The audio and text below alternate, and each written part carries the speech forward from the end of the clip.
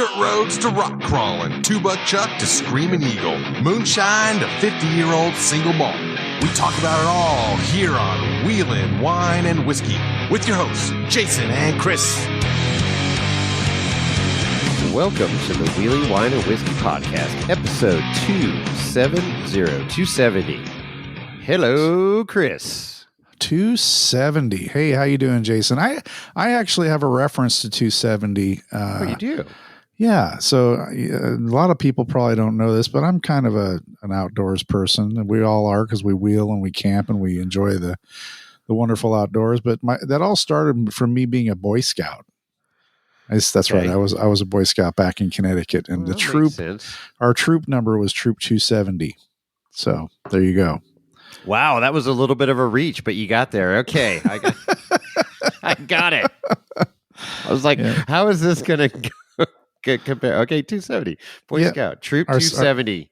Out of Newtown, Connecticut, and our scoutmaster was Raul Camajo. He was super cool. Was he Indian? No, he was Cuban, and he really. Oh yeah, no, he was like the best scoutmaster ever. No, yeah, he was great. So yeah, that's kind of my reference to number 270. Okay. Well, there you go. I like it.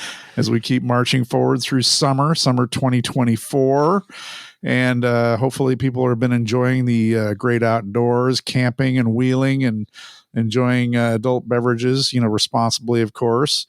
I know that we're kind of going to lead into an episode that Jason recorded when he was on the Rubicon, but as always, we have a little bit to do before we get to that point. What else you got, Jason? Well, so we do have a little business before we get into some fun wheeling on the Rubicon, but yeah, I got 3 more voicemails. People are just dropping the voicemails now. Are these you haven't listened to them yet? I haven't listened to them. Oh, so these could be meal ideas like we had in the last episode during the blind. Well, I think one's from Kevin. He's becoming a weekly caller now. Oh, Kevin Poole. But this number I recognize, and we haven't heard from him in a while.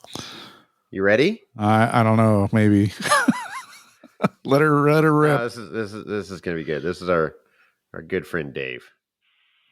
Hey y'all. So just calling to tell you, you need to get out to Michigan. Just saying, because third weekend of July, every year, you got Midwest Dirt Fest. You can't go wrong if you go. The old Shreddy Life boys were out there this year. Sean Ratsky was out there this year. It's a good time. It's definitely something you guys need to check out. Kind of figured I'd let you all know about it so you can play. Uh-oh. Where'd he go? He gone. Got cut off. He did. What happened? Did he call back? Plan for next year. Oh, there you go. 364 days isn't so bad of a time. Have fun, and Toyotas suck. Later, y'all. Yes, they do. Thanks, Dave. So that's our buddy Dave Taylor out at Michigan area there. That's right. That's right. Good old Dave. He gave us. He was our first whiskey taster. Blind taster participant, I should say. I don't think that was a blind taste. I think we kind of went into that. Well, yeah, you're right. The bottles were labeled, but it was good. It's definitely good. He sent us little bottles, little mini bottles. Much appreciated. Yeah, absolutely. And so third weekend in July. Well, that's past. Well, it is, but we can plan for 2025. That's what he's saying. Yeah, he's saying you got plenty of time to plan for next year. Sounds pretty cool. I have no idea where I'll be at that time next year, but definitely going to make notes of that right here. 2025. I can't even think about that. Doesn't even sound right. I got to get through the rest of 2024. They're already talking about King of the Hammers like less than 6 months away now. So that's I know. Well, we got to get the menu. We'll start planning the menu. I know Dolly's getting ready to drive down and get camp set up. She's leaving next week.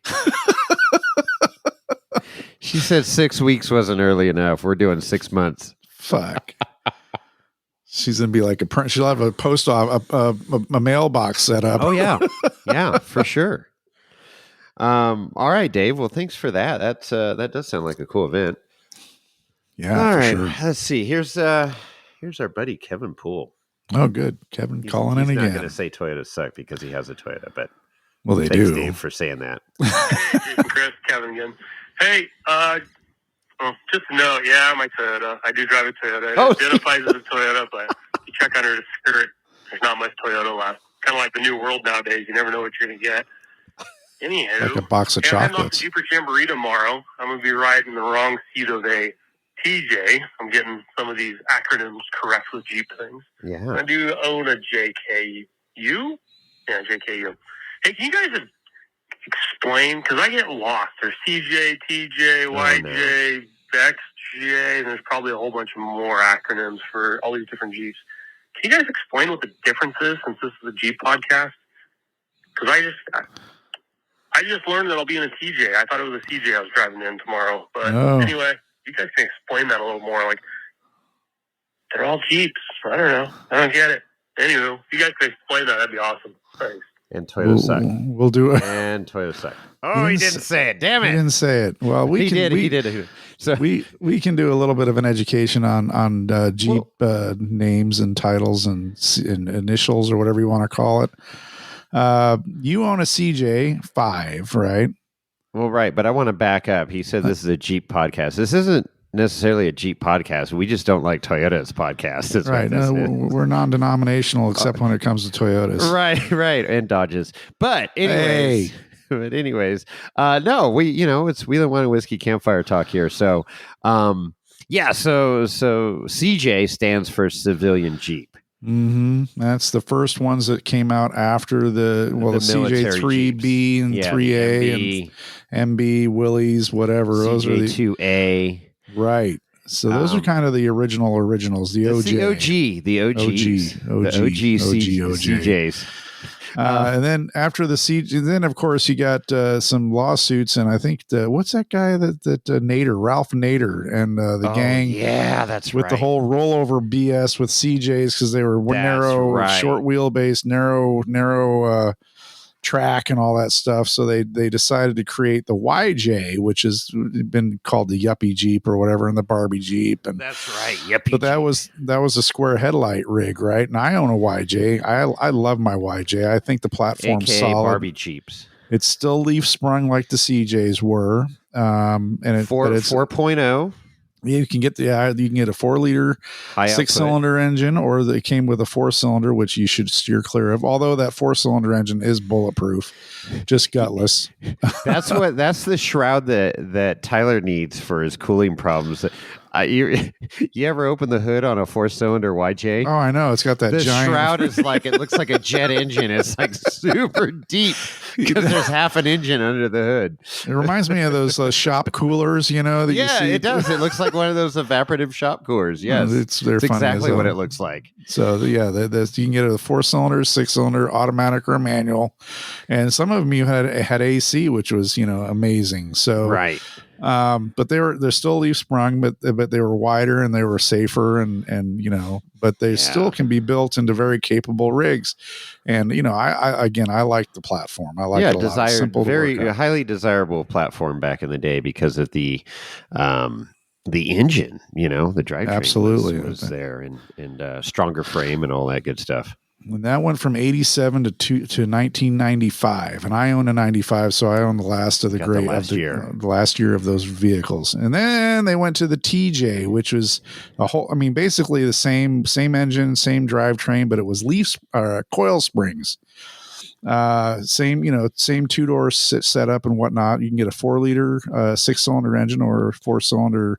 I don't know what the displacement on that. But what does the T stand for? I don't know. And it doesn't go like in alphabetical order either. So no, it doesn't. TJ was just the next generation. And again, coil sprung, and people, they were very popular. They sold like hotcakes. Yeah. And then, of course, that was the first. They went back to round headlights. They went back to round headlights. You can get, and they were more comfortable inside, more car-like. They had air conditioning, a much more modern dash. You can get them with an automatic or a manual. But they did at some point. I'm not sure the whole history of the thing, but they started with they created the Rubicon level at that point. Yes. So you had front and rear Dana 44s with air lockers. Were they air lockers or they're air lockers, low pressure air lockers, and when they weren't locked, they were limited slip. So it was limited slip front and rear, and air lockers front and rear, but they were low pressure. And then they invented the LJ, right? They could get the Rubicon LJ that came out a little bit later. It was a long wheelbase TJ, still 2-door, but a bigger. It's like what was that? It was like the Scrambler. The Scrambler. That's right. It was a nod to the Scrambler era. The CJ8s. CJ8. So there was a CJ8, and then the Scrambler, and then the LJ. Exactly. All long wheelbase Jeeps. And then they came out with a Gladiator and really fucked things up. But go on. Really fucked things up. But so you got the TJ, the LJ, which is the same type of rig right there, still round headlights. And then they modernized even more, and they went with the JK. That's right. Which was the first of the 4-door rigs with still coil springs, but very modern. Modern dash, very much car-like interior. You can get it as a 2-door or a 4-door, and so forth, and airbags and all this modern safety equipment, ABS and whatnot. Yeah. So, and the latest and greatest generation now is the one that came with the latte machine, right? The JL. So, and there's lots of other letters. You got the ZJ, which is the original Grand Cherokee. Yep. The XJ, which is the Cherokee, the original ship box, the Cherokee. And then there's the WJ, which is the second generation Grand Cherokee. And then the letters keep going on and on. I don't track any of that shit anymore. I owned a WJ. I loved it. I owned a ZJ. I loved it. I've had 2 YJs. Loved both of them. And my current one is obviously my baby. So your pride and joy. But there's a lot of letters, and then you get the Liberties and all these other pieces of shit that nobody wants to have. So, but yeah, that's kind of in a nutshell. And I know you can probably go online and go to Wikipedia and see all that shit. But the Jeep alphabet. Well, that was good. That's a good little synopsis there, Chris. Well done. I try. So anyway, thanks for the call, Kevin. Super cool. Yeah. We'll look forward to next week's call. Okay, we got one more here. I don't recognize this number, so we'll see. Ooh, it's a long one. A couple minutes. Here we go. Hey, guys. Hey, it's Brian and Boise here. Just wanted to give you guys a rating, 5 stars, best podcast on the internet. I'm a driver. I listen to a lot of them. You guys are the best. Love the mixture, everything. Hope you guys keep it up for a long time. Definitely 110% better than those guys that evidently eat too much escargot, drink too much Fireball, and drive around in there want to be fun. I wanted to chime in on your track snack. I call them track snacks. Here we go. Whatever the hell you call them.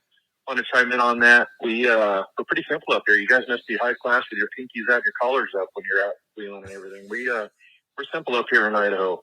We do a lot of chili and pork and beans on the manifold, oysters in a can with crackers, kipper snacks, sardines, all that kind of simple stuff. We're pretty simple around here. Big thing for us is chorizos. Got to have chorizos when you're out on the trail. And once again, we're not very high class. Franzia box wine. We do it in style around here. Jason, you're in Bass Country down there now, and you might already been there. The JT Bass restaurant down in Gardnerville. Yeah, you're in that Bass region. You got to start reveling in that Nevada Bass heritage. If you haven't been down there, check that out. Awesome food. If you haven't ever had a pecan punch, you got to try that. Yep. It tastes like shit. Kind of tastes like turpentine, but they knock your dick in the dirt. And they're heritage drink, man. You got to try one of those.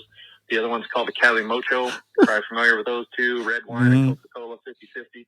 Good stuff. But yeah, awesome Bass heritage. I'm from Nevada originally too. One of my great Bass heritage there in Nevada. You guys start checking some of that stuff out. Awesome Bass restaurants all over down there.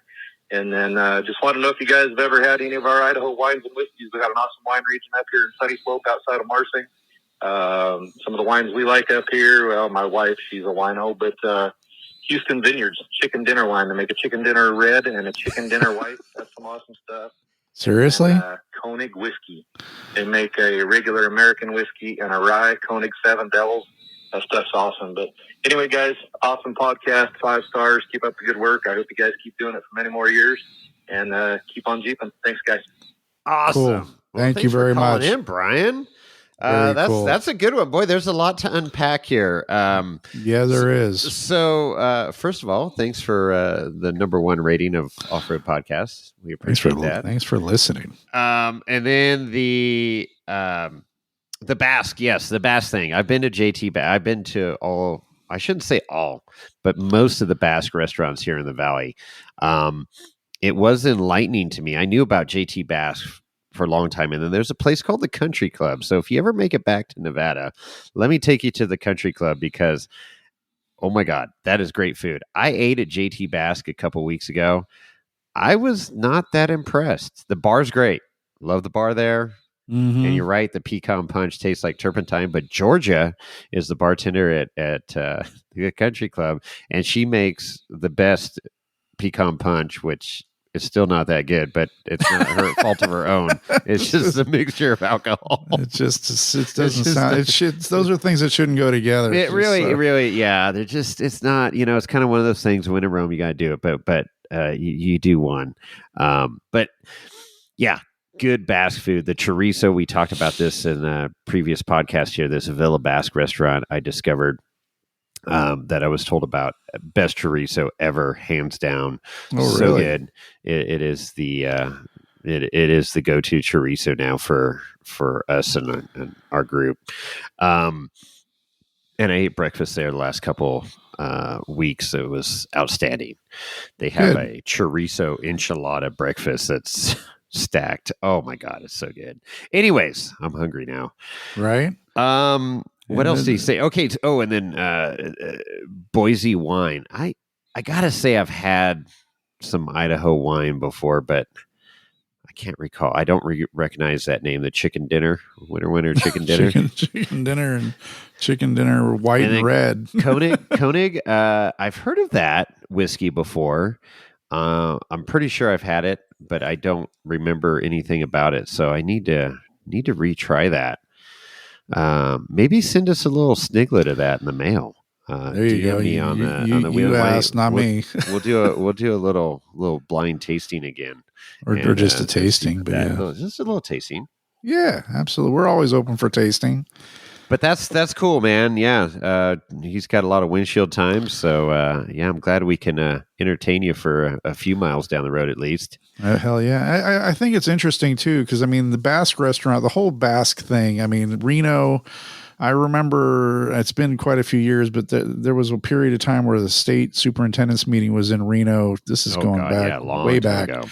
And my old boss and I went out to a Basque restaurant in Reno, downtown Reno, and it was one of the best meals I've ever had. Family style, super cool, very welcoming. I don't remember the name of the joint, but I'm sure I could look it up and find it. But there's the Basque food's it's just a whole new experience. It really is. It's good. And you don't go hungry. You don't go away hungry. And you make a whole bunch of new friends while you're at it. You do. It's family style and it's great. So, all right. Well, cool. Good stuff. Thanks for calling in from Idaho there. That's cool. All right. So I went on the Rubicon here this past week. Yeah. Quick overnighter. I squeezed it in, but had a friend and a listener of the podcast here reach out from Texas saying, hey, we're heading out to the Rubicon and Fordyce and got some questions, where do we park our rigs? Which way do we go? On the trail directions and stuff, Right. And so I just said, his name's Brett. And I said, hey, just here's my phone number. Call me because I can cover a lot more ground over the phone than sitting there DMing or texting. Mm-hmm. And so he called. We had a few conversations as the weeks went by, and they drove 1,900 miles from Texas, Tejas. out here to their first stop was South Lake Tahoe, so they got to see beautiful Lake Tahoe. And I got to tell you, they did maximize their trip because they stayed in South Shore there. They went up to Heavenly and got to see from the top of the mountain. They went up the gondola. Outstanding views going down to the lake there. They went out on the lake in a boat. I had him meet me at Genoa Bar over here in Lorenzo. Actually, Lorenzo stayed home. He was a little under the weather that day. I don't know why. He's fine now. He's an alky. I think it was from sniffing and licking all those tops of the samplers that Taylor sent us, because he hadn't been drinking much, and then that little bit put him over the edge, maybe. But yeah, met them out at Genoa Bar, so that was cool. They got to experience a Sunday afternoon at Genoa Bar and ate off the food truck there. And braziers. Yeah. I pointed that out to him. So met Brett in person there for the first time. We were like internet friends. Sounds weird, right? So and then Scott and Stan did not make it to Genoa Bar. He missed out on that, but and then Brett's wife and Scott's wife was there, and Scott's kids. So very cool. Got to meet them, and I said, "Okay, what time we meeting at the Tahoe side staging Tahoma? Tahoma for Rubicon. So we had a meet time. So I loaded up the buggy. I didn't have anything ready to go. Oh wait! You didn't follow the theme and take your full size tow rig through? After that last week of reading about that, I mean, what a shit show on the trail. There was so many people out there we knew. It would have been fun to be out there, but I'll tell you, it was fun going in on a Monday. Let me tell you that, because it was not very big. It was busy for a Monday because of Jeepers Jamboree ramping up and stuff, but it was way better than being there the weekend. Sorry, I missed Kevin Jones and stuff, but the full size invasion. James and Rhonda were out there. The Mad Hatters were out there. Could have seen Tyler's rig and threw up in my mouth a little with his new camo digital thing. I'd love to see it in person. It looks a little crazy on the interwebs, but in person, maybe it looks better. I don't know. I had a little seizure when I did you? Yeah, epileptic seizure. so there you go, making a statement, man. It's kind of what you need to do, because there's a ton of rigs out on the trail, but you got some crazy paint job or wrap that sticks out, people will remember you. So anything for the gram, man. Good for a business standpoint. Anyways, we met up, got our rigs loaded up with all the gear, and I got to tell you, this was the first time. I bought it a year ago, but it was the first time I used. It was an Amazon, travel bag for the top of your car. So it's waterproof and stuff. It's like this rubberized material. And so I found one that I thought would fit the buggy pretty good. And it did. It worked out great. I put the sleeping bag in there, my, duffel bag of clothes and stuff, and chair and mattress pad. Flask. And it keeps everything dust free, and then if you get that rain showers like we had the weekend prior, would have kept things dry, but luckily we didn't have any rain. Right. So it was their first time to the area and on the Rubicon. So I said, look, you're going in on a bumpy, rocky, it's not real fun, but the scenery's good. And so if you're from Texas, you're like, oh my God, this is freaking awesome. But for us that have driven that road a bunch of times, it's like, this fucking road sucks going into Observation Point and down Cadillac. Yeah. But it was great. Weather was awesome. We got out to Observation Point. Unfortunately, it was closed due to the search party that was going on for that man. And the update is they found him alive 5 days later at Hellhole, which 8 miles away. Yeah, as the crow flies. So that's quite a walkabout there. It is. So great. It's a happy ending. It really is, because temperatures were extreme during that time. It was hot for the Sierras. Yeah. And the sun, anybody that's been up here knows, the sun is intense. It could be 80 degrees, but if you're in the full sun, no shade at elevation, and the Rubicon's, hovering around the 7,000 foot elevation, and it is intense. I mean, it feels like you're under a heat lamp, Oh yeah. So thank God they found him alive, and he needed some medical attention, but was not in critical condition. So that was great. And a lot of us were suspecting bear or mountain lion attack, or he drowned in a river trying to get some water, or who knows. It's really rugged terrain, and you got to respect it. And so anyways, happy ending there. So anyways, I went in with these guys.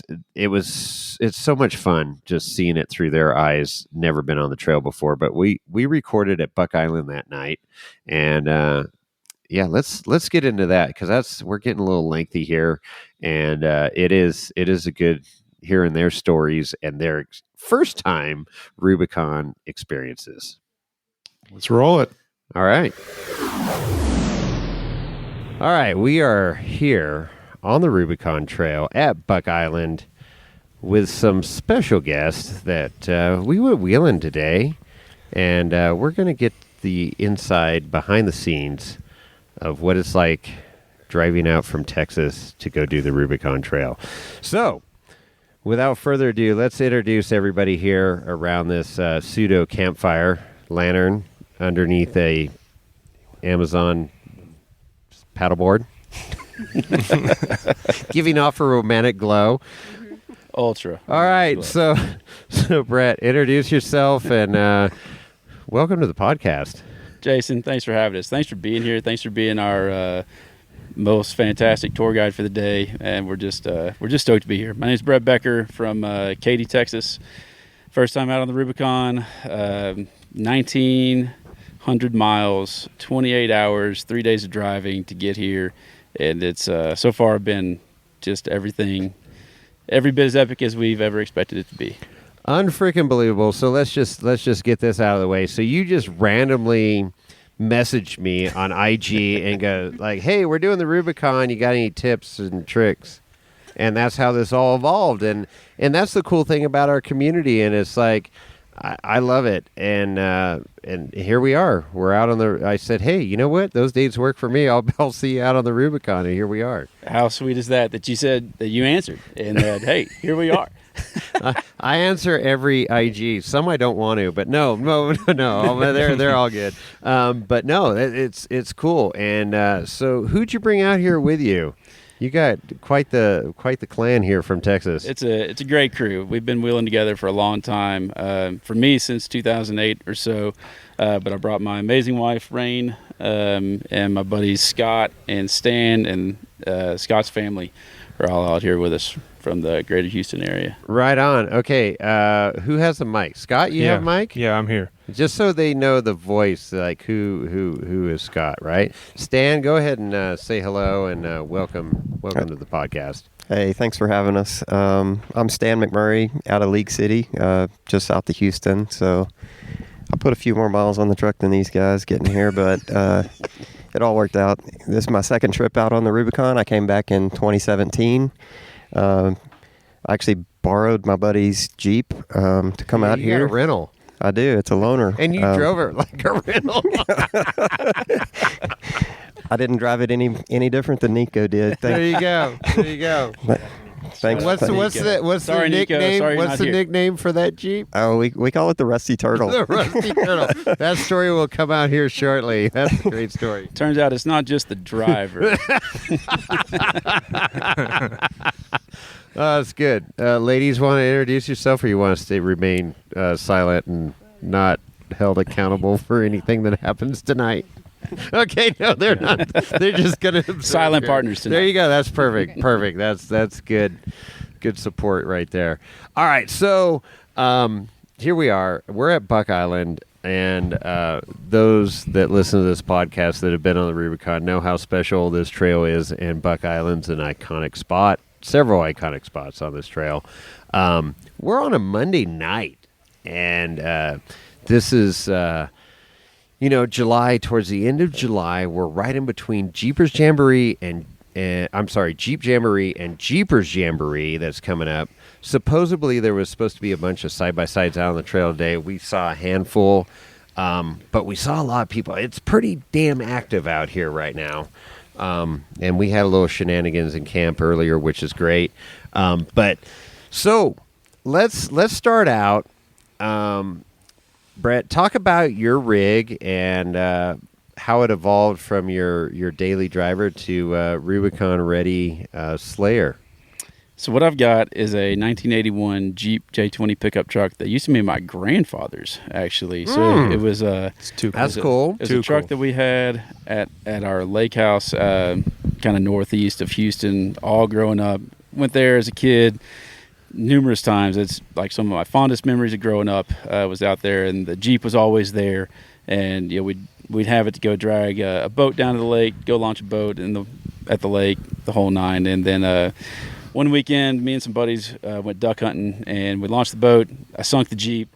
I didn't even know how to put it in 4 low. It was in 4 high, couldn't get any torque. It just got bogged down in the sand, sunk it, had to get a wrecker out to get it out. So from then on, I once we got it back to the camp, got all the diffs drained, got it back up and running, and that was kind of started my obsession with it back when I was 16. So here I am, 38, and it's been an amazing obsession / just transformation. So it currently sits on 40-inch Maxxis stickies. I built a custom 3-link front suspension with 14-inch Fox 2.5-inch coilovers, full custom rear suspension with 63-inch Alcan custom springs, custom valves, Fox 2.0 shocks, all from AccuTune.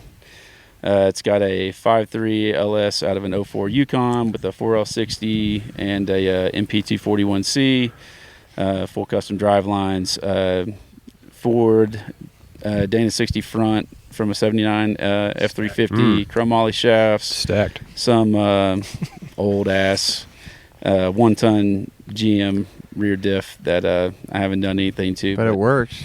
I haven't done anything to, but keep grinding metal off the bottom. Right. Custom cage. I mean, there's nothing left factory on it, but a little bit of sheet metal at this point. Well, that's the cool thing. It's got the grill, right? So that it's distinctive, and you don't see a lot of those out on the trail, or at least I don't see much out here in California, Nevada. And I love those unique builds because there's a dime a dozen Jeeps out there, and you start looking at them, and people have done different things, but it's a cool build, and it obviously worked well today. We did some cool stuff out here today, which we'll get into in a minute. But yeah, definitely, that's a cool story that it's been in the family. Long time. I don't ever plan on getting rid of it. So right, it'll be my kids and hopefully their kids. Exactly. Right. It doesn't have a price tag. It's invaluable. Well, that's cool. Scott, what do you got? Man, I've got one of these dime a dozen Jeep buggies out here. It's been modified. And, I mean, it's a solid mall crawler. Yeah, it's a solid mall crawler. Nice. Mall rated. No, go ahead. It's more than mall rated. So it started out as a 97 TJ, and I put 100,000 miles on that thing all through high school and college. Back then when gas was cheap. Yeah. Going back to and from college, just beating up the roads. It had 31s in a locker, and I mudded all over South Texas in that thing. But since I got out of college and got a few more dollars in my wallet there, I cut it all up, and it's a full-on Jeep buggy now. 1 tons, a 4.6 stroker in it, AW4 out of a Cherokee. It's got a custom T case, Dana 300 base. It's just a super stout buggy that I'm really proud that I built, and it really lets me down. So well, and you had a cool feature today that I didn't realize that was removable. I saw the 2 5-gallon square gas cans on the back, and then you were over there, with a ratchet, and I'm like, what is he doing? He removed the back half, so you added that on to the back of the frame for extended trips, so you can get an extra 10 gallons there. That was super cool. I did, thank you. That was kind of one of the many things we did to prepare for a trip like this, where we wheel, we're never too far from the truck or tow rig, and we'll burn a few gallons in a day, and it's no big deal to go back and refuel. Well, it's kind of a big deal to not run out of gas out here. So when I got to hook up wheeling with Ian Johnson, and we were out there in the Tennessee and stuff, and he goes, yeah, you're not far from the vehicle. In fact, if you roll over, you're probably going to roll onto your trailer. And I will never forget that. I thought that was one of the greatest quotes. And he wasn't wrong. Yeah. So, yeah, it's nice when you're in parks like that. And so this is the difference that I experienced. Like, you guys are used to wheeling in privately owned parks. Right. Because you don't have open land, That's BLM. correct. You don't have Forest Service and stuff. out there in Texas. And Yep, there's a cover charge to go wheeling. Exactly. But the cool thing is you are on private property. Cool. The people that own those properties are super cool. They're wheelers, obviously, and but they got to cover insurance and all that stuff going on. But yeah, that's the difference. It's like where I'm at now in Nevada. I mean, we've got thousands of miles of BLM land that's just open space, and I'm super grateful for that. And then you come out here to Forest Service, Rubicon and stuff, and wheel, but it's a different scenario, right? That's the difference from. It is. It's super cool. We this same group of guys, we did a Moab trip a few years ago. It was kind of the same deal, and you're just blown away by what else is out there when you get outside. Yeah. If you can manage to get outside of Texas, yeah. So the takeaway is these people in California, Nevada, the West Coast, you need to appreciate what you got. Because don't take it for granted. Don't take it for granted. Exactly, because it's like, oh, well, that's what I grew up with. That's what I know. But I get that. But, you know, it's super, super cool to have that space to go out and recreate in. And it's surprisingly, just from what we've seen today, surprisingly well maintained. And well, yeah, and this trail obviously is the platinum level, right? Like Sure. it's Jewel. It's the crown jewel. It's under a lot of scrutiny, and fortunately, it has a ton of support from all kinds of different off-road entities, and it gets used, but it gets used responsibly. And there was some low points, and that's where the Rubicon Trail Foundation stepped in. All these different partners and cleaned up the trail. I mean, this trail got so close to closing, and what a tragedy that would have been. And the four-wheel drive community stepped up and corrected it. So that's amazing. It's a great point that never forget land use. Fight for what you have. Yeah. So So it's the whole restroom, bathroom situation. White flowers, that was a major thing that almost got this trail closed, because Tahoe is super sensitive, right? It's like crystal clear water, beautiful lake, and then all these people were using it against us. And no, four-wheel drive community says, nope, we're going to come in and clean that up and make it right. And now we have facilities all throughout the trail. And I mean, look at it. We got in this camp alone probably 60 plus people. And we're just one of a few camps on the trail tonight. So, super cool. What an amazing spot to be on a Monday night all times. We found a pretty good spot. Our neighbors are questionable, but we'll get into that in a minute. Stan, let's hear about your rental over there. So it's actually the Rusty Turtle. The Rusty Turtle. So it's actually my buddy Nico's. I met Nico back in about 2014. The Jeep it had a Dana 60 front axle already, but he had the stock Rubicon, or the stock 44 in the rear. It's a JK 2012 JK, and I met him wheeling one time. We live kind of close to each other, so after the wheeling trip, I told him, "Hey, bring your Jeep over and let's put the axle in the rear too." Perfect. And so he came over to my house. I had to show him how to use a grinder. So I kind of helped him build the Jeep into what it is. It's a stretch 10-inch in the rear. It's got the Sterling axle in the rear. ARB locker. Other than that, it's pretty close to stock. Rubicon transfer case. So it's got the straight 6. No, that had the 3.6. Oh, 3.6. That's right. Yeah, 3.6. Okay. Standard transmission, so been fighting that all the time. Yeah. Yep. Before this trip, it was way rustier. Stan rattle bombed the hell out of that thing. He did. A little more street cred. Right. It looks. I just couldn't bring it out rusty. I had to paint it up. Gotta for photos. Right. But true to its name, it's turtled a little bit so far on the trip.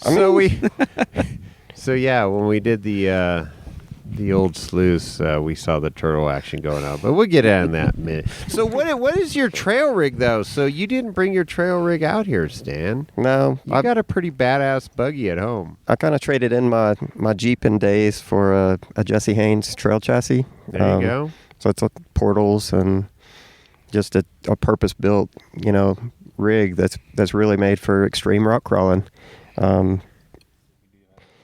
Wouldn't quite be the purpose-built rig out here or on Fordyce. So I talked to Nico and he said, yeah, come pick it up and take it. Boy, that's a good friend. It is. I've got some really good friends that I would trust driving my buggy, but I don't think I'd let them go take it on the Rubicon or Fordyce.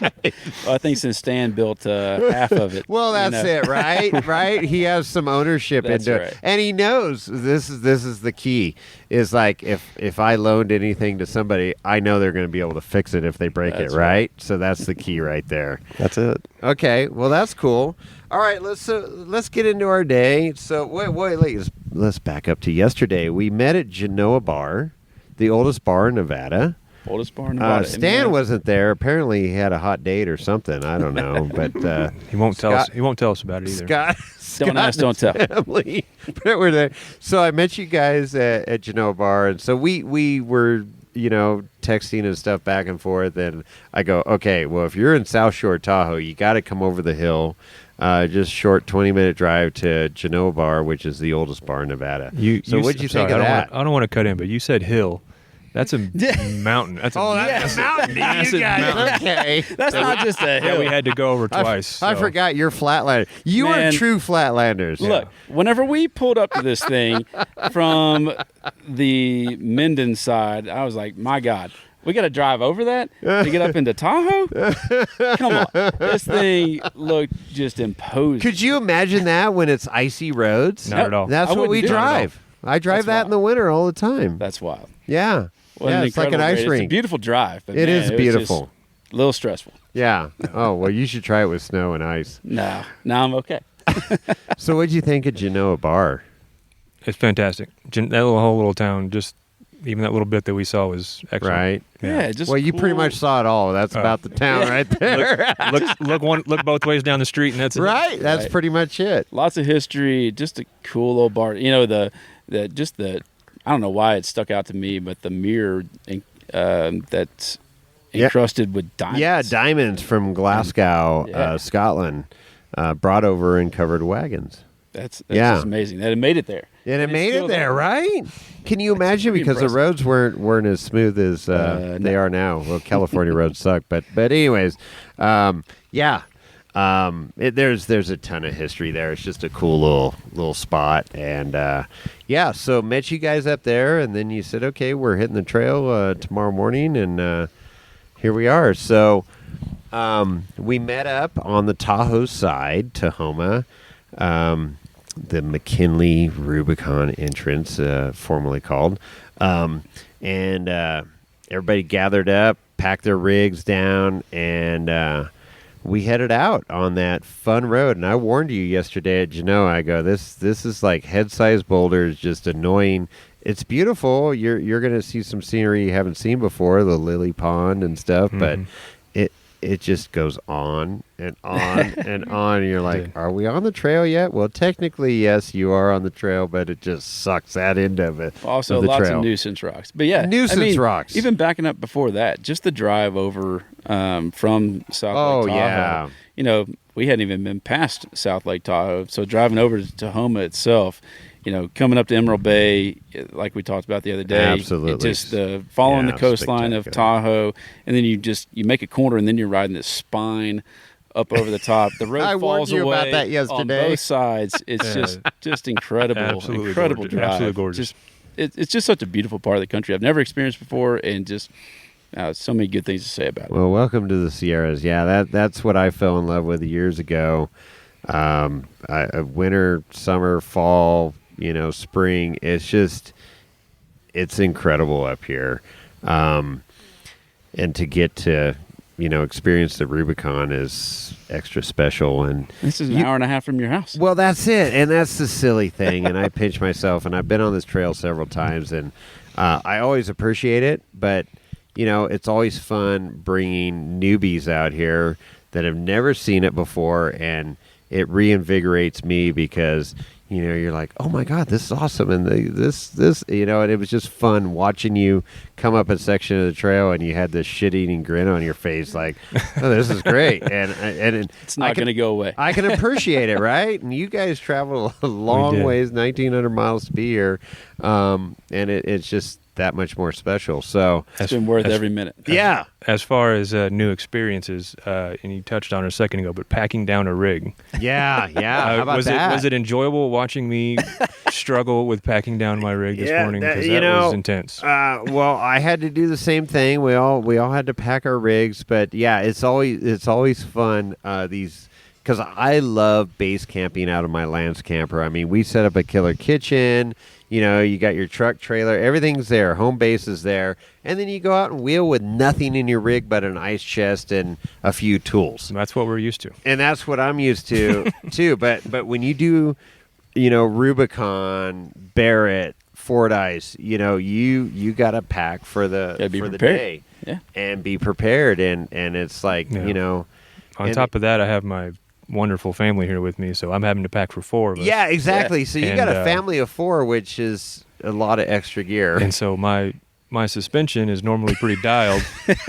Today it was bottomed. So how many times did you bottom out? Where you like, oh crap? Every 2 seconds. Yeah, like 80% of the trip. Really, yeah. It's a different go.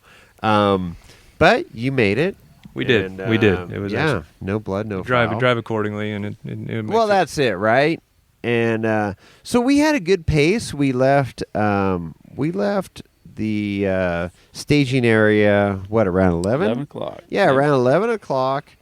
Headed down the trail. So this is right in between Jeep Jamboree and Jeepers Jamboree, and so we dropped down the bumpy road, got to observation point. Unfortunately, it was closed off because of helicopters landing, because they're searching for that 72-year-old man, I think, that's been missing for a couple days. So, man, the helicopter flying over all day, all kinds of I was following this.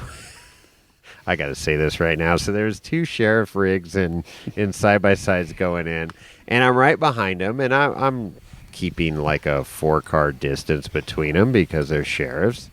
And I'm waiting. I mean, my buggy is not quiet. And I was all about ready to give them the little toot-toot on the horn, but I didn't. And finally, the real sheriffs turned around like, oh shit, we got 4 rigs behind us. Buggies, let's get out of the way. They moved out of the way. Well, the people in front of them, which I think were volunteers, but they were in a sheriff's rig, went on for another mile, painfully slow, and looking. And I get it; they're looking for this guy that's lost. But pull over, and I'm like, all of a sudden, the person in the back seat looked behind, obviously said something to the 2 people in the front. They looked behind, and they immediately pulled over. But I didn't want to nerf them or. Was it the horn, 2 toots, 2 taps, 2 tons? Yeah, that's exactly what it should have been. But I was respectful. But anyway, so finally they moved out of our way. We got down to the springs, and it was super cool because they were preparing for these side-by-sides that were coming in. The bar was open. There was a lot of activity in the springs that you normally don't see. Yeah, I was going to say it's not normally that active. Huh? No, it's like dead. The caretakers will be there, to collect the fees for the camps and stuff and help anybody out. But yeah, it was cool for you guys to see that.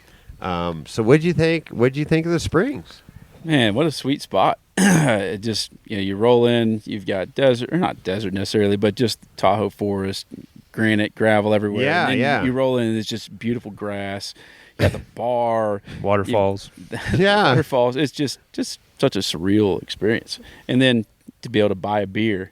That was it. At the bar. So you got a beer at the bar. You bought me a Jack and Coke. Thank you very much.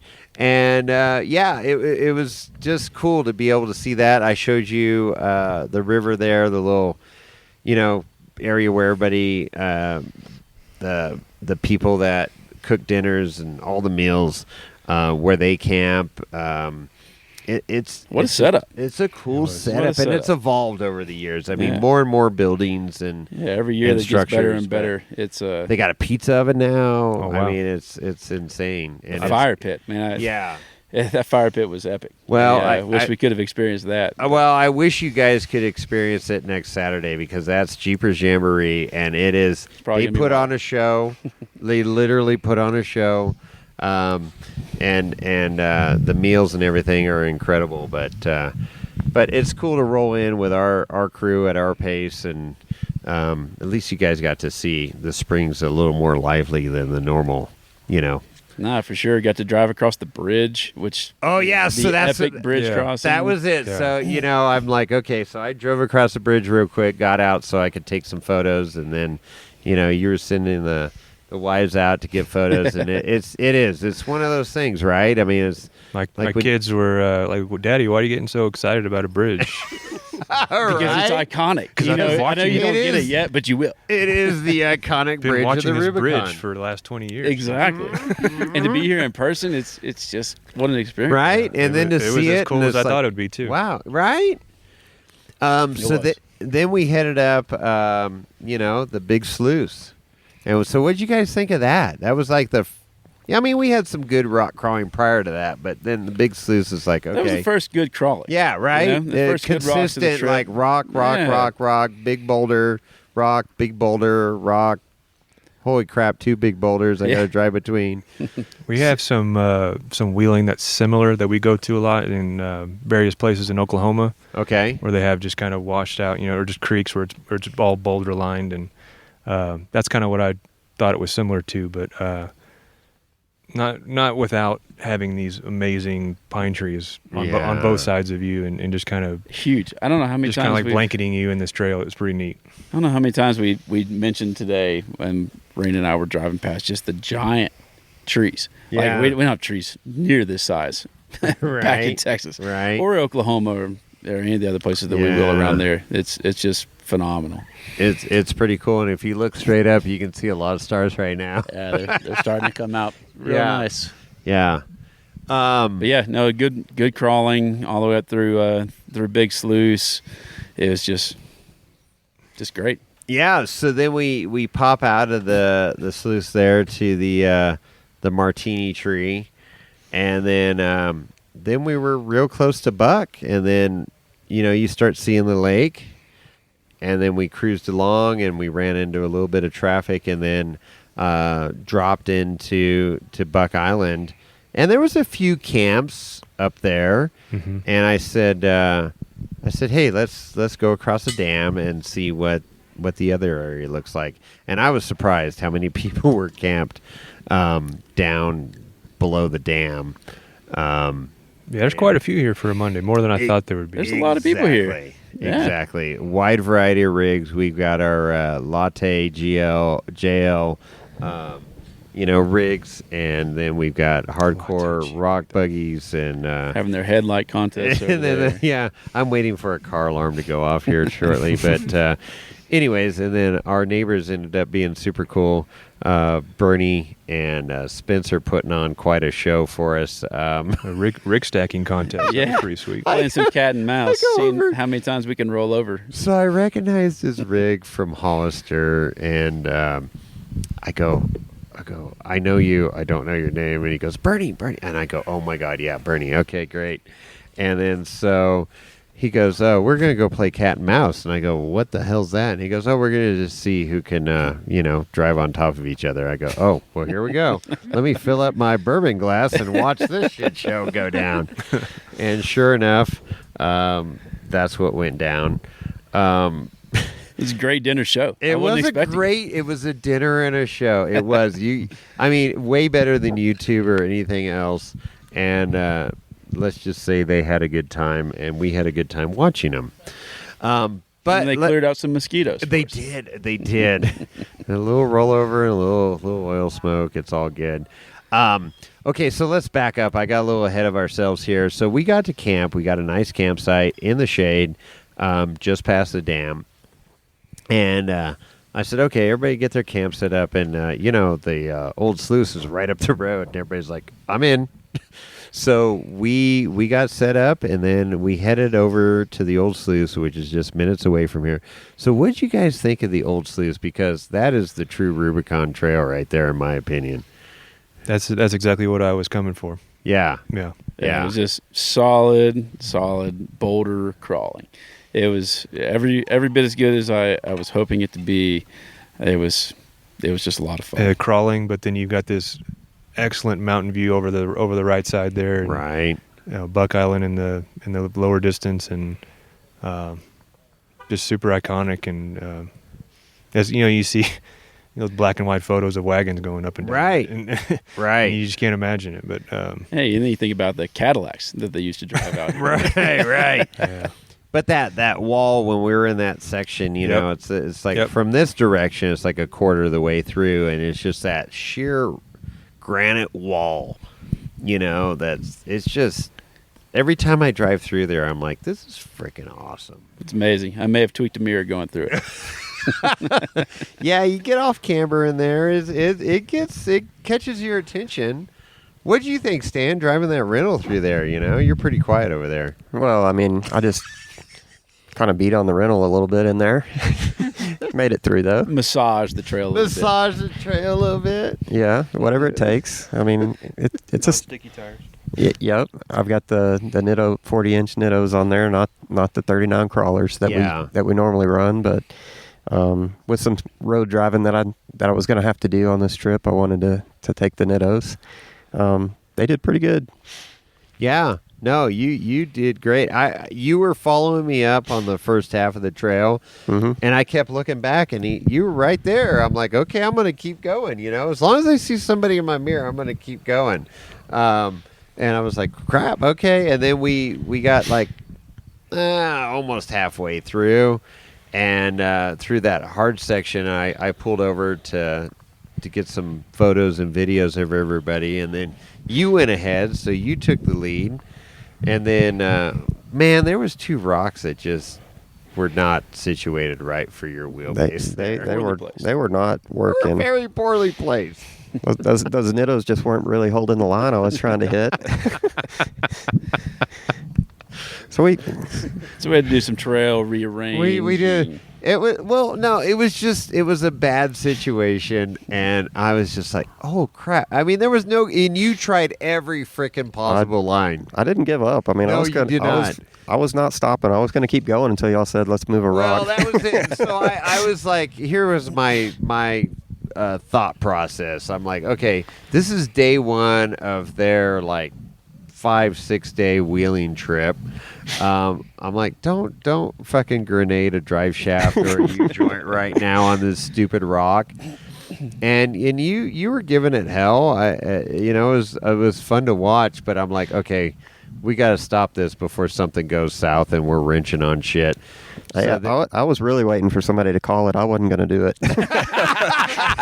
I was going to keep going. I love it. The college try. Well, yeah, you were for sure. So then I go to Brett. I go, hey, let me just winch that rock back a few feet. And we had to winch it a couple times, but we finally got that rock out of the way so that you could get to the right and over it. And it was...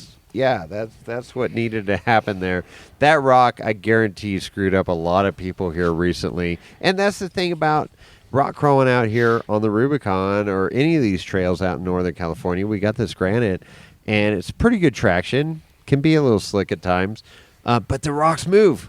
They roll. They just move. So the trail's constantly changing, and that's what makes it fun out here. It'll probably be 20 feet down the hill tomorrow. Yeah, quite possibly. So, but anyways, it was cool to run up Old Sluice. We got out to the office, Glenn's office there that kind of, he observes the trail here over the weekends and Monday. He's got a great job in the RTF property right there. So I showed you guys where the RTF property is. You guys are going to run that tomorrow. I can't wait to hear what you guys think of that because it's similar to the Old Sluice. It's just classic Rubicon, cool stuff, off camber, fun.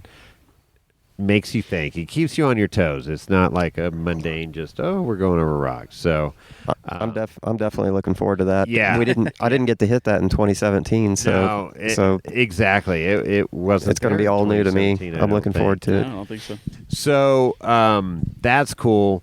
And then we came down Indian Trail, so the classic part of the trail, back down here to Buck. And then we got entertained by Bernie and Spencer of their cat and mouse game that they were playing here in camp.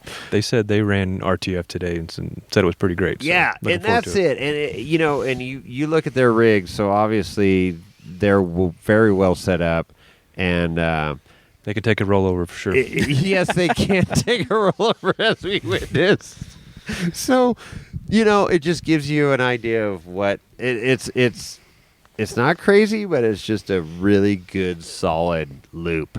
And so when you come down off of Indian Trail, and it's a ways into the RTF loop, the true loop. So you get to Glenn's cabin down there, and you're on some off-camber downhill shelves that are not CJ5 friendly, as I talked about before on this podcast. You finally get there, and then it's very well marked. I mean, Stevie Wonder cannot get lost on this trail. Let me just tell you, there's these yellow arrows and stuff, and you get down to that point, and you either go right or left. And I like to go right. It's a cool trail, and you're doing some uphills and stuff. Where if you go to the left, now you're doing some downhills. Beautiful, beautiful loop, very scenic. There's waterfall down there. I don't want to give it all away, but you guys are going to freaking enjoy the hell out of that tomorrow. Yeah, man, can't wait. Can't wait to see it tomorrow. Yeah. So overall, I mean, this is day one of your wheeling trip. You got to spend some time in Tahoe and experience South Shore there. You got out on a boat and got to see the lake. That's super. I mean, you guys are doing this right. Yeah, man. We rented a charter wake surfing boat, so we do a little bit of wake surfing back on Lake Conroe. Shout out Lake Conroe. There you go. Anybody that's listening from Texas. Yeah, and Lake Tahoe was it was cold. It was very cold for us. Very cold. Yeah, 72 degrees, I believe, is what it was, and we're used to 80, 90 boat, 90. Yeah, and we managed. 72 degrees is just the surface tip. I think it's as warm as it probably minus gets here. 5 below that. And it was awesome, though. It really didn't feel like once you got in and just immersed yourself in it. It really felt good. It honestly felt better in the water than it did in the air. Once you got out. Right. We had a hell super of a time. refreshing. It was such a sweet experience. That's cool. Yeah, you have cool. a scenic shoreline in the background, mountains. I just don't know how it gets better than that. That water was crystal clear and just blue as could be. It was so cool. Yeah, it's a special place, and it gets super busy summer, winter, skiers and stuff. But my God, I mean, it's busy for a reason because it's one of the most spectacular places on earth. There's not many like it. Right. It's just that cool. But it's cool to hear it from you guys that are coming from, Texas, where I've been coming to Tahoe since I was a little kid, and it's like, oh, cool, Tahoe. I love it. It's beautiful and stuff, but you guys are seeing it from a whole different perspective. Like, we don't have anything like this around us. Man, it's just you want to come see a muddy bathwater? Yeah. I'll show you 10 of them. The pictures just don't do it justice out here. It's such a scenic, picturesque experience. The whole night, everything we've done so far has just been above my wildest imagination. Well, and this is just the beginning, right? This is your first day. The moon's coming up right over here. This is like crazy. I'm just looking at it over. I was like, where's the moon earlier? Well, it's just coming up. Damn near full moon if it's not a full moon. And then so tomorrow you guys are, base camping out of Buck Island here. Gonna head out. You want to do the entire trail, so you're gonna head out to Loon. Turn around, come back, do the RTF property, come back, and then Wednesday head back out to the tow rigs on the Tahoe side. And then where are you going after that? We're heading to Fordyce. Oh, I love Fordyce. My favorite trail of all time. Fordyce Creek Trail. We're excited about it. It's another one of those bucket list things, and just looking forward to the technicality of it. Also excited that the flows are back down to low flow levels. Reasonable level. Yeah, so that's pretty sweet. It's just I don't know how it gets better than where we are right now, but I'm excited to see what's coming next. It will. I just Fordyce is my favorite trail, and you guys will know why once you do it. This is a great trail. There's undisputable, one of the best trails in the world, Rubicon Trail. But Fordyce is a wheeler's trail. It's relentless. It's rock garden, rock garden, rock garden, rock garden. A little bit of, at the beginning, there's a little bit of dirt here and there. But once you get going on the trail, it's nonstop. Man, we're excited about that. That's what we're used to. The trails we get into in southeast Oklahoma, Clayton and Burris Valley Ranch. Shout out to both those places. They're just phenomenal. It's creek beds, boulders is bigger than cars. That's what we're used to. So we're really looking forward to some of that good hard. Well, you're gonna get that and more. Yeah. With incredible scenery. So you think this scenery is great? I mean, Fordyce, I love. I don't know what it is. You're just in some really rugged California landscape. Yeah. Can't wait to see Meadow Lake. Heard a lot about it. Meadow Lake is my Shangri-La. It's super cool. I spend 10 days a year there for the trip in August, Sierra Trek, and it's so cool. And the mining history and what's the hardest wind chill? Well, so hardest wind chill I'd say is 3. Mm-hmm. So 3 has 3 lines now. It's got 3 lines, okay. right? So what's the hard line? The main box is the hard line, and you'll know it when you come up to it. It's the right. far right line.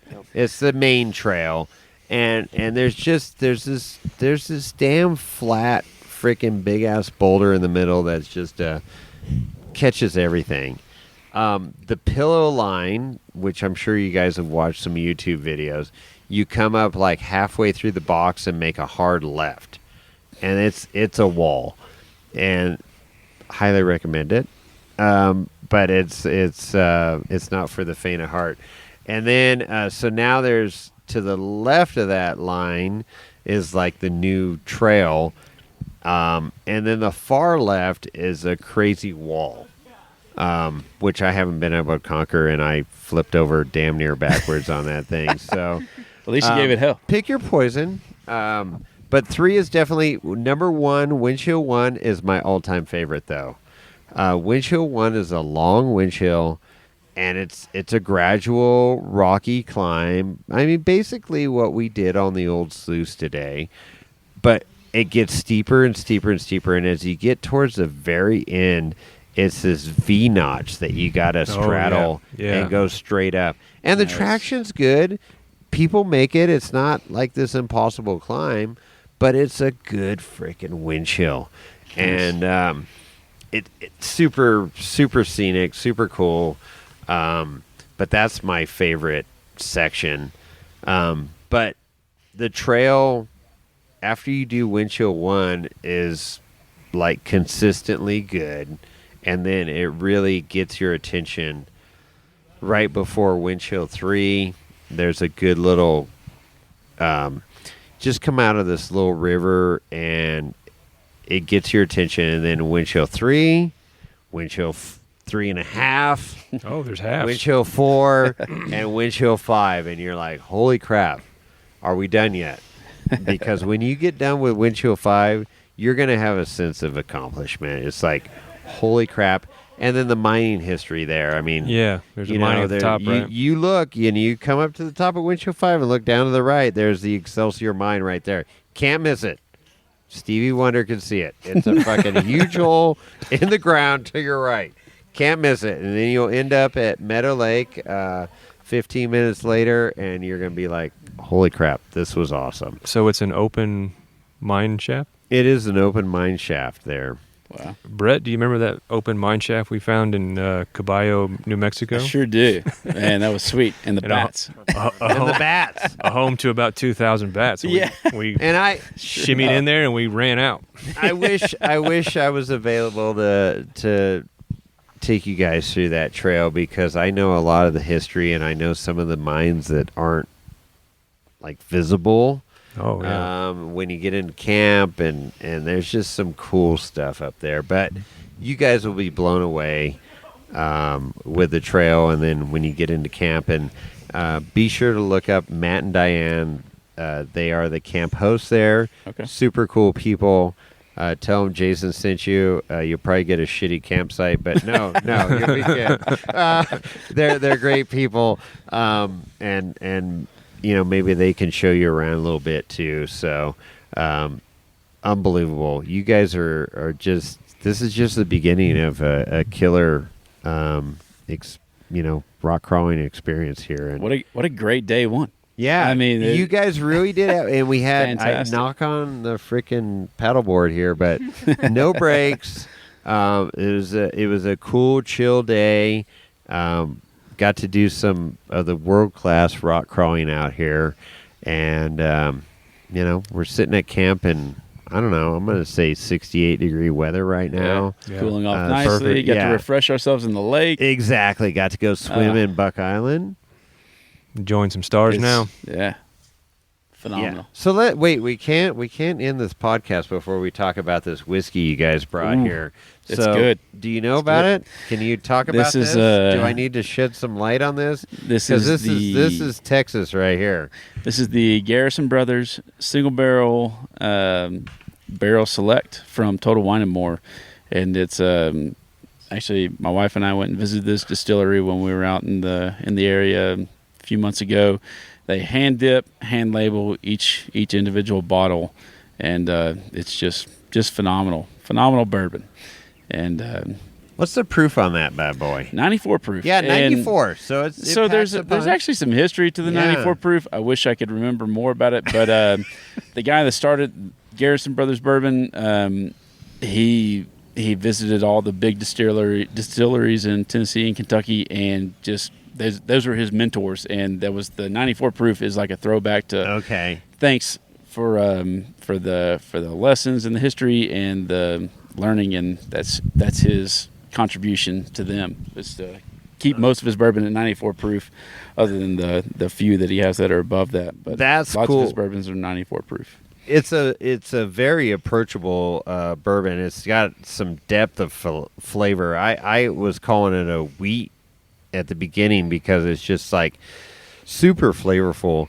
The bottle's beautiful. I mean, they like you say, hand dip the wax all the way down to Like a the silver wax. the crown of the bottle, and then the silver star and the labeling of it is it's good stuff. Yeah, and it's going to open up even better than it is now. I mean, that's fresh bottle that we opened tonight, and it's very, very Well, good. it's wonderful. You gave that to me at the beginning of the trail, and I'm like, I don't bring glass on this trail. I mean, glass doesn't do well on the Rubicon or Fordyce. But I go, you know what? I got my backpack that's super padded for, a laptop, and I go, I know just the place we can put this. We got to drink this together. So thank you very much for bringing that out. It's very nice, and really caps off a great, day here on the Rubicon. Your first day on the Rubicon. What a hell of a day. Absolutely incredible. Man, how about that, huh? And I'm excited for you guys because this is the tip of the iceberg. I mean, you guys are doing this right. Coming in, doing the Rubicon, head back out, do Fordyce. The only other thing I wish you guys could experience, and you guys are going to have to come back out, is Barrett Lake. That's what I hear. Yeah, and I was telling you that, and Barrett Lake unfortunately isn't going to open up till August 1st this year, but it's right there. Really? It's not far Oh, from man. us. And it's a 6-mile trail, and it's not super hard. There's some good technical areas of the trail, but it comes up, you end up at Barrett Lake, which is one of the most scenic High Sierra lakes I've ever been to in my life. And it's just this granite half bowl that lights up in the afternoon with the alpenglow, the sun hitting the granite, the reflection of the lake. It's freaking unbelievable.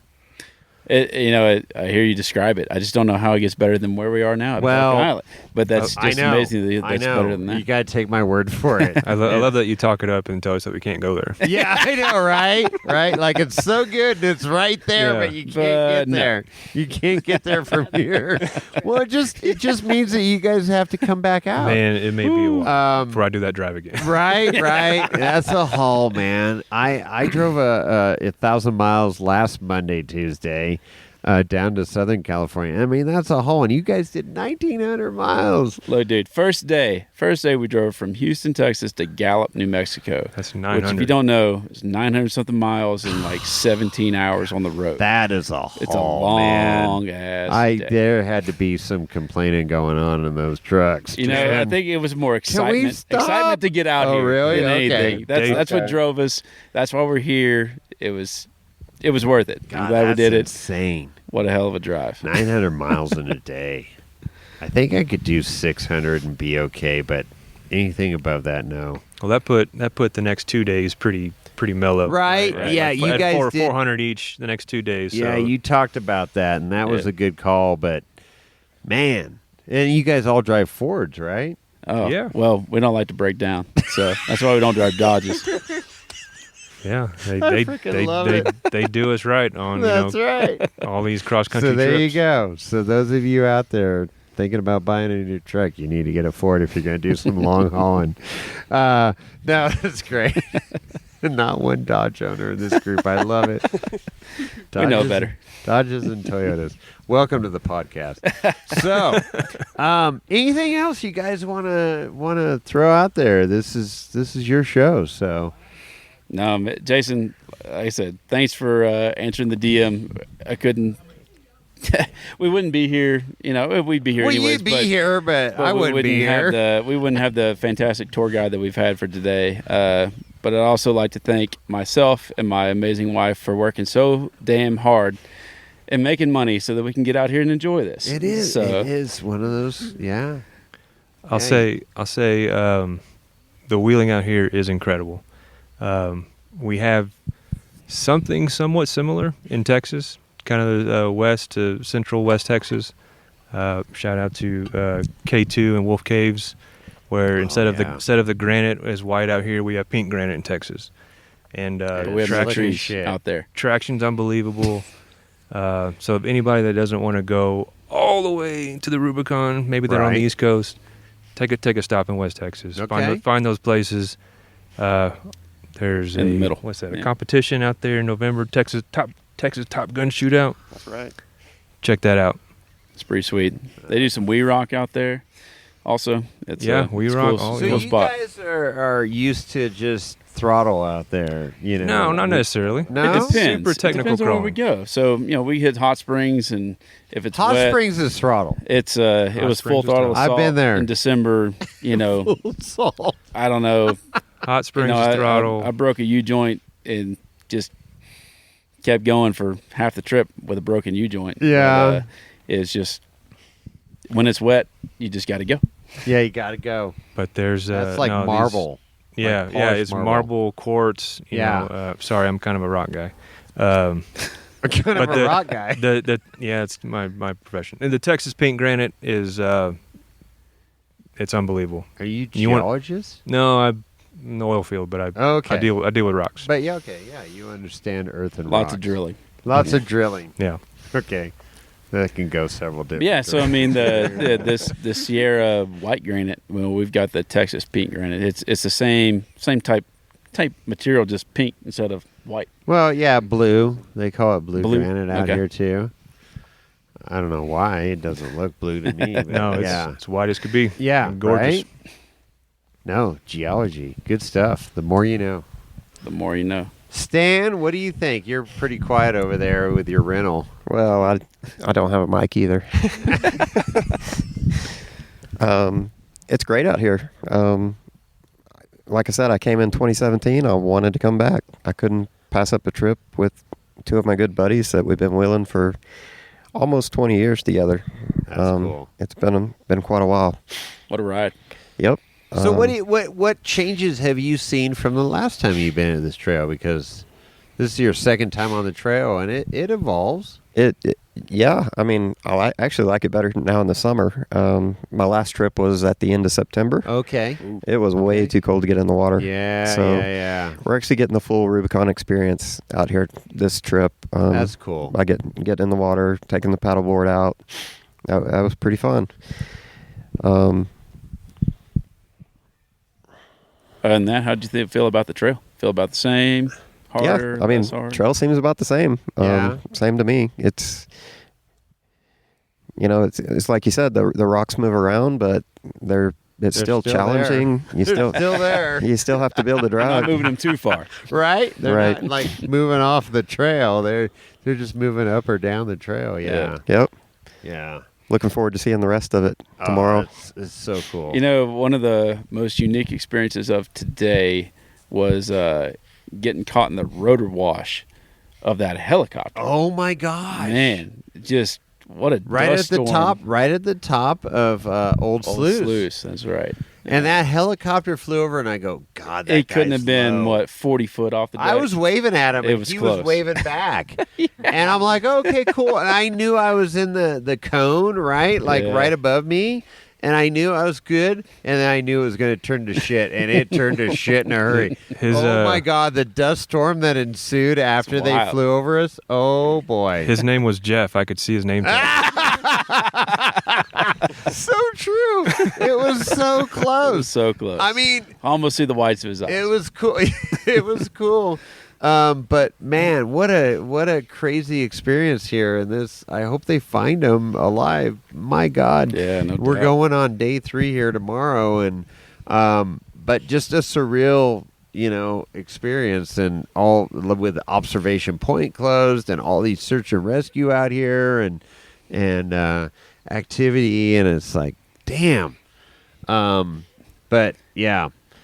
If you're on the fence about coming to the Sierras There is no fence. and to the Rubicon Trail and Fordyce, just go. So the fence Just go. is, it's a long ways. I don't want to drive 1,900 miles. I can't spend that money. I can't. Whatever. There's a ton of excuses, right? And, but true four-wheelers out there will make this happen. This is a bucket list item. Undoubtedly. It's about experience. Just go get out there. Well, that's it. And it's like, I've lived my life. It's like, if you're on your deathbed, and I've had all these friends and myself and cohorts, and go, well, I really need to work today, or I need to do this or that, whatever. Or I could be out on the Rubicon. Make it happen, because life is short. There's consequences, whatever. Everybody's got to make money, make things happen. I get it. But, to be able to get out and experience this trail is on a Monday night is truly That's right. Hey, bring your kids. awesome. All Bring it your takes kids. is a little And bring plan. your kids, right? Like, you brought your family out here, and your kids are, very well behaved, by the way. I appreciate it. But like, I don't know if they're normally like this, but they're great.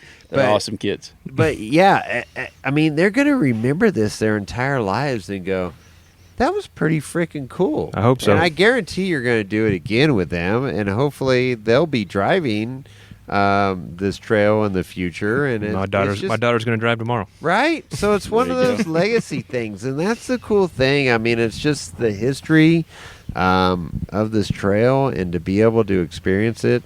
Super freaking cool. This has been over a year in the making for us. So, Yeah. just make a plan. Well, and then that's- execute it. That's it. So here's I'll say this.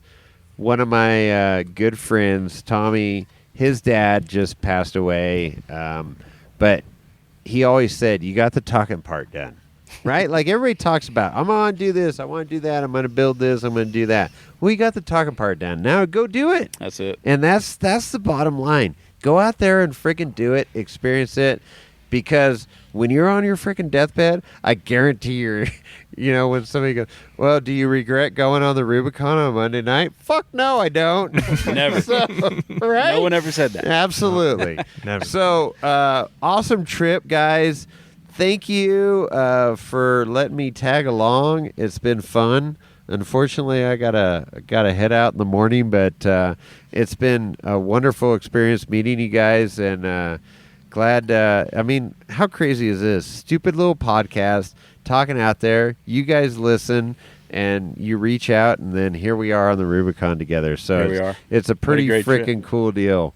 So thank you very much. Thanks for sharing the Garrison whiskey here. That's thinking damn good.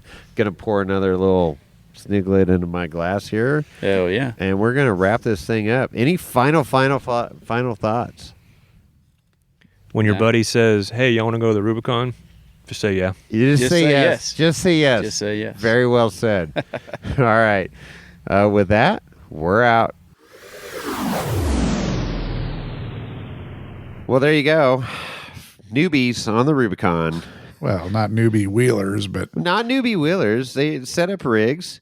You know, that he had that Jeep truck that was really cool with a V8, and then Stan had the rental Jeep.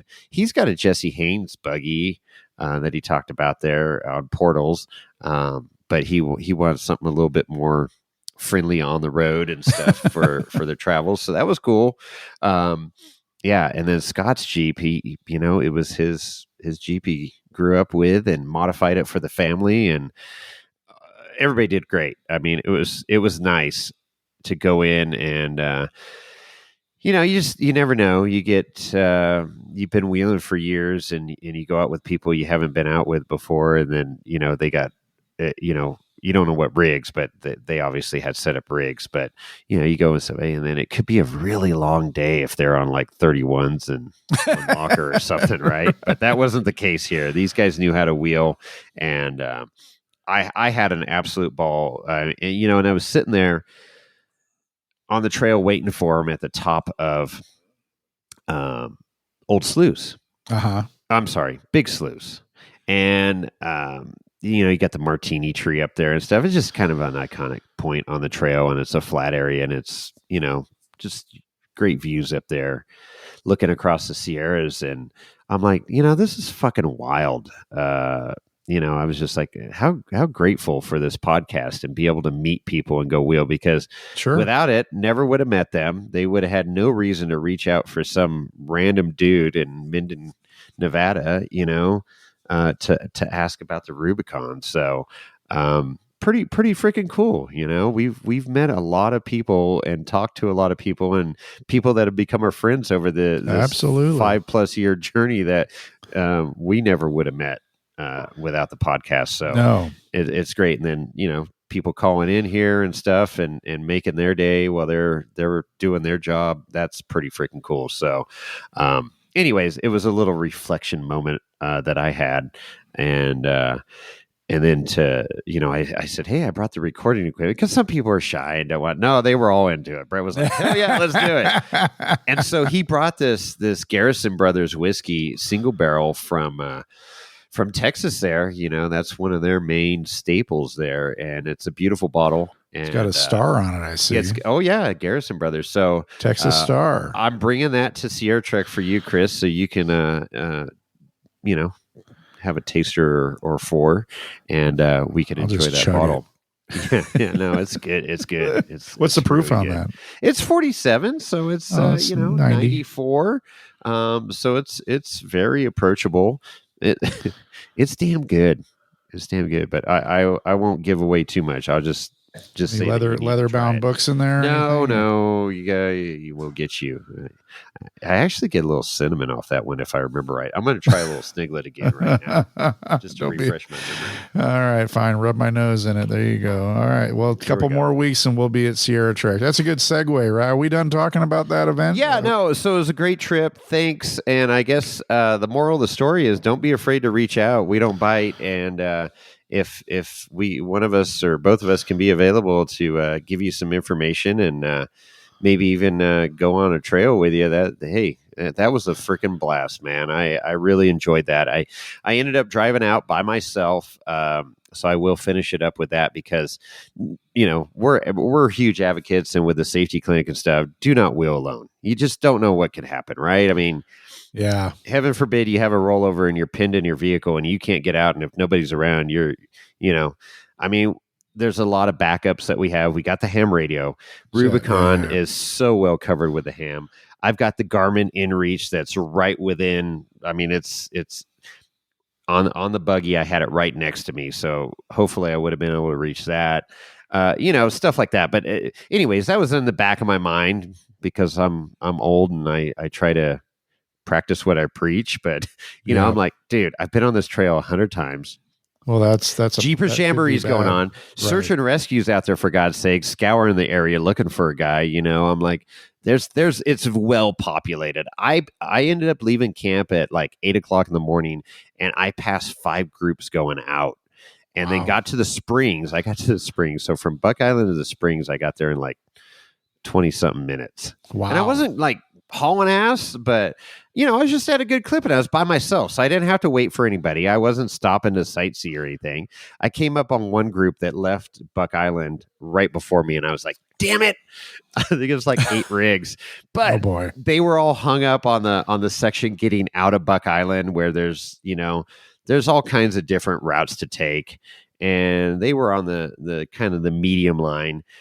And I pull up behind them, and there was a buggy, a side-by-side coming out, because they had 35 plus side-by-sides on the Jeepers Jamboree organized event that was coming out from the spring. Yeah. They went in on Monday and came out Tuesday. And so there was a couple guys that left early. So one guy was coming out, well set up rig. And so he's like, I'm going to go this way. And I'm like, perfect. I'm going to go up the wall. And I was talking to some guy from Oregon right before that. Never been on the trail before. And he's like, yeah, it's cool, the cool buggy and stuff. And he goes, are you with these guys? And I go, no. I said, I'm gonna pass them right now on the left. I see a line. I see a line. So I just went up the wall and burp, burp, and right up. And then they moved out of the way that we're at the top. I mean, it was cool. And got past them and just kept motoring. So It was from Buck Island to my truck was 2 hours. No shit. And that was, it's not a record, but it's moving. That's a lot of ground to cover. And, I don't like to, I'm not going at Ultra 4 pace, but I was just kept moving. I stopped. I put a burrito in, or a breakfast burrito. I had a dirty rice breakfast burrito that I made for the trip and some lunch burritos. And so I popped one in at Buck Island. And so observation point was open again. There was 2 Jeeps sitting up there. So I pulled off kind of in the shade off to the side and pulled out the burrito and started munching on that, and then jumped back in the buggy and took off. So yeah, it was a smooth run out and loaded up and on the road. So, God, and the other thing, it's like, I know I need to do maintenance on the buggy. There's stuff that's irritating me that I know I need. And I was like real hesitant. Like, should I go out? I got these parts sitting here on the bin.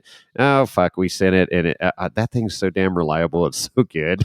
Now now that you said that. Oh no, it's getting worked on. I got this stuff. It's getting done this week before Sierra Trek. Oh yeah. No, all that stuff's getting updated. Don't curse yourself. No. Shit's running great, man. It's got no problem. Next thing you know. It is, but the cool thing is that, with the buggies, it's like they take that abuse, and you're not wrenching on it every freaking trip. So like a Toyota.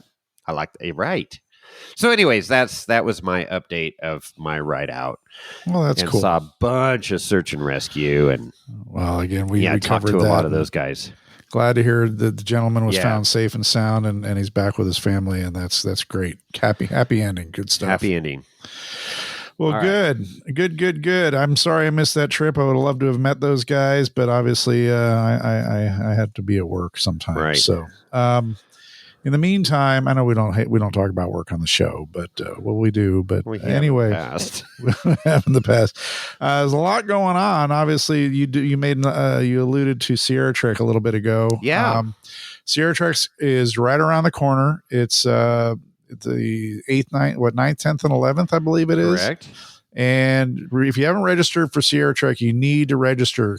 This episode is going to drop on I believe the 30th of July. July. And the last day to register to get food, if you want to be part of the meal plan at main camp, is July 31st. So that would be Wednesday, the 31st of July. Yeah, and this episode drops on. Exactly. 4-wheel. The last day you can actually register if you want to go on a run is August 3rd. But if you want food, you need to register by the 31st of July. Okay. Yeah, because they're ordering and they do a great meal program. I mean, it's breakfast and dinner. Yep. Lunch you're on your own. But there's depending on the meal program starts on Thursday. Correct. So Thursday through Sunday morning. Dinner. Great food.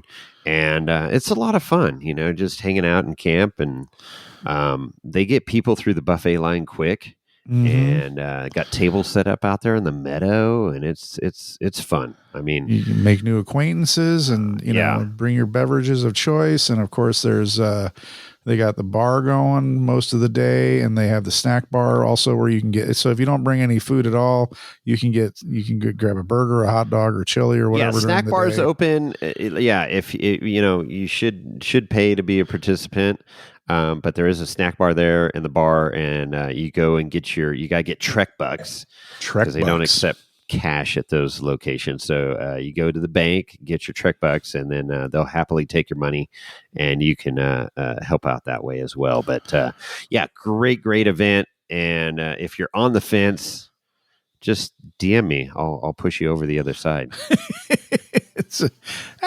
You're not going to regret it. No, a good time is always had. Great deal. It's between the band, the live music, the bar, the dance floor. My favorite event of the year. Absolutely, it's great, and you can't beat being lakeside. The lake is full because it was a great winter, so it'd be good swimming, good canoeing. And the road has been repaired at the springs, so it's the smooth drive in. So, you can get anything in there. I mean, they bring semi trucks in there, the stage, the food trucks, semi trucks going in, albeit they go slower than we do in our trucks and trailers. Or if you're just driving a Jeep or a buggy in, you can obviously go a little bit quicker, but it's very doable. 10-mile dirt road going in there. So absolutely. Bring your kayak, bring your canoe, bring your paddleboard, bring your good attitude, and have fun. There you go. I like it. All right. You got a rant. Yeah. And I don't know if we've mentioned this before on the episode, but the other day I was getting on the freeway, and God damn it. They're just, I don't get it. When that light turns green and you turn onto the freeway and you're going up that on-ramp. Right. Why fucking put the pedal to the metal, man? Let's go. There's no ties when you're merging. This slow roll onto the freeway is bullshit. Fucking gun it, man. You need to be going freeway speed when you get up to the freeway. Right. That's the whole point of the on-ramp. The on-ramp is to accelerate to freeway speed. Don't get up there and then slam on your brakes or be going 35 or 40 or 50. Yeah, don't hesitate. Hesitation kills. God, it pisses. This happened the other day. I was in Walnut Creek getting on the freeway. It's a wonderful Prius. I don't know what it was, but anyway, it was, I think it was an old man, but, the only thing they didn't have was they weren't wearing a hat. Do you remember back in the day, if you always get caught behind a guy wearing a hat, like a old man, a fedora, a fedora. Yeah. A fedora. Anyway, I mean, this is a long on-ramp to 680 South, and it's like, there's no reason to not punch it. And I mean, this person was doing like 45 when we finally got up, and I'm just like, dude, we need to be going freeway speed. This is the most unsafe scenario you can come across. Yeah. No, just go. Hit it. Punch it. Get on it, man. This is a freeway on-ramp. Do it. Exactly. Get that accelerate. Get the whoop-hows going. That's my rant. No, you're okay. That's good. I actually have one, and it was on the Rubicon Trail, and I experienced it. I was leading out of the Tahoe side. And there was two sheriffs side by sides. So one had uniforms, badged sheriffs in it, and the one in front had people in orange shirts. So I got to assume it was like their kind of their rental rig. They're people that are volunteer sheriffs or search and rescue, right? So I pull up in the buggy. My buggy's not quiet, but at idle it kind of is when you're just cruising, you know. And I come up and I clearly see it's sheriff, so I'm not going to like race past him or anything. But had to go like almost a mile before they realized I was behind them. Now, granted, they're looking for the guy, right? And so that's why I was like, okay, whatever. It's the beginning of the day. I was like, fine. So they see me and immediately pull over, you know, and I talk to them for a quick second and say, hey, you're looking for the guy. You know, if we see anything, how do I get a hold of you guys? Just call out on the 805. And they're like, yeah, hit that. They'll get a hold of us. And I go, perfect. And then so the group in front just keeps motoring along and I'm behind them and they do not pull over. And they're going painfully slow. Are they like in really slow? Toyotas or Jeeps? No, they're in side-by-sides. Oh, like side-by-sides. a Ranger type side-by-side, a utility side-by-side. Not like a ranch rig. Yeah, exactly. With a bed on the back. Not like a sport, you know, I'm going to haul ass through the desert rig. And all of a sudden, the person in the back seat turns around, sees me, and then tells them, and then they all turn around and then immediately pull off. But I'm like, you know, how the hell? It's got mirrors. You know, look, be aware of your surroundings. So finally, get around them, and I'm just cruising, you know, and all the rest of our group gets around everybody. Okay, fine. But 6-7 times on the trail, I came up on people, and I'm not one to just immediately honk the horn. You know, it's like, dude, just be aware of your surroundings. Look in your mirrors, turn around, look around. You're not the only fucking people out on the trail. Right. And I came up on a group again. I've talked about it before on the podcast, stopped in the middle of the fucking trail, digging in their ice chest or their bag for food or something. If you're going to stop and you don't have a medical emergency, you don't have a mechanical issue that your shit's on fire or broken in the middle of the trail, get off the trail. Just pull off the trail so that a rig can get by you. That's all I ask. That's common trail courtesy. Just you are not the only fucking person on the trail, even though you think you are. You're not, especially the Rubicon, especially during Jeepers Jamboree weeks. Right. You know, there's a ton of people on the trail.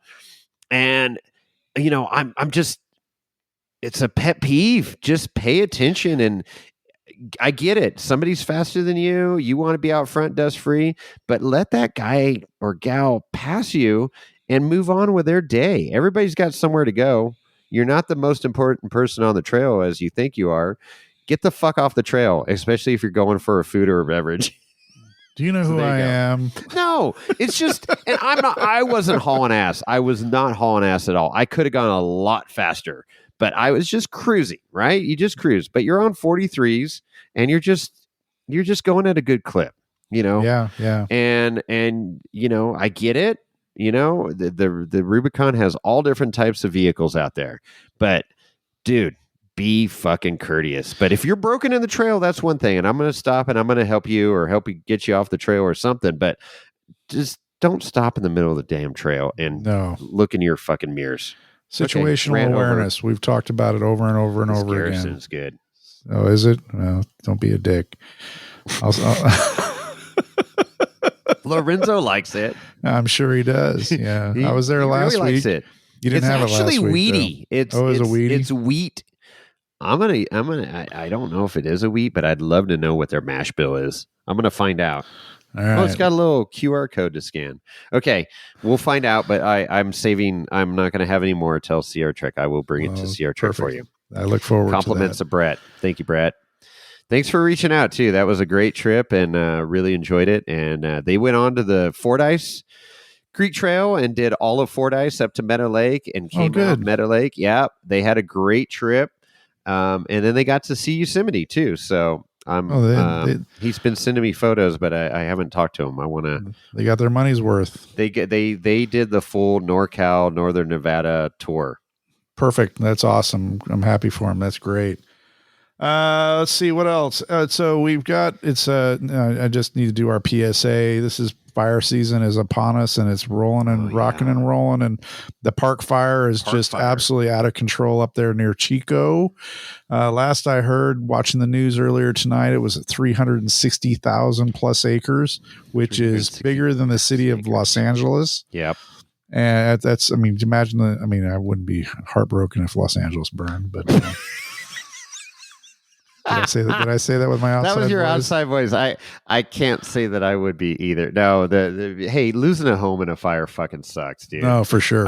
But I get it. I mean, it's just, it's one of our least desirable places in California. It is. But it's the park fire is out of control. So having said that, if you're coming into California, or live in California, or you're wheeling in the Sierras, make sure you have your fire permit. You go online to there's a link in the show notes. Every episode has the same link. You can go to that, click on that link, take the test, or watch the video, take the quick test, get your fire permit, follow the rules. If there's fire restrictions, do not. And they're right now it's full fire restrictions here in the northern Nevada, northern Sierras of California. And so that fire permit is not just for campfires, it's to use your gas stove. Your propane stove, yeah. Yeah, so be educated, especially if you're not from the area. Just be educated on the rules and ask, and find out what's going on. But yeah, even a propane stove to warm up your water for coffee in the morning, or your chili verde in the evening, whatever it is, beans and franks. Yeah, you're supposed to have a permit, and that permit is an educational deal. It like Chris mentioned, there's a video, and it talks about having clearance around obviously an open flame and the whole deal, and how if you are allowed a campfire, so campfires are still allowed in some, not all, designated campsites. With a fire ring. And it's an established camp, site. And so you need to find out, depending on the area where you go, because it does vary. But if you do have a campfire, and we talked about it, how to put it out. I mean, water, stir, drown the damn thing. And if you cannot put your hand in that fire pit, it is not out, because we get these winds, these random rogue winds that just stir up, in a quick hot second, and it can start, that air moving over the fire can start up one little ember in there and blow it to some grass, pine needles, whatever, and then boom, now we got a fucking major forest fire on our hands. So, exactly. Yeah, don't be a dick. Don't be a dick. And so that's our PSA. I know we our listeners are good about it, but spread the word, make sure everybody understands. And if you do come across somebody that hasn't done the job putting the fire out, put that fire out. Yeah. And then track them down. Absolutely. And beat the living shit out of them. No. Yeah. No, don't do that. But yeah, it's no joke. I mean, we are in the middle of fire season, and this is it's legit. So it is. We don't want our areas that we all like to recreate and get destroyed, like that Caldor fire a couple of years ago that ruined a whole shitload of stuff that's going on. Park fire, yeah. So anyway, yep. So hopefully everybody's out in the mountains enjoying the summer. And summer's wrapping up faster than we'd like it to, but we're like halfway through. I know, it's crazy. But Sierra Trek's next, and hopefully we'll see some of our listeners up there, and then we'll be able to hang out and party a little bit. Yeah, we're not going to have a booth, but you'll find us. We'll be out and about. Look for us. And Chris always has stickers on him. I sometimes has stickers on me, so we'll see. All right. Anything else? No. Okay, and with that, we're out.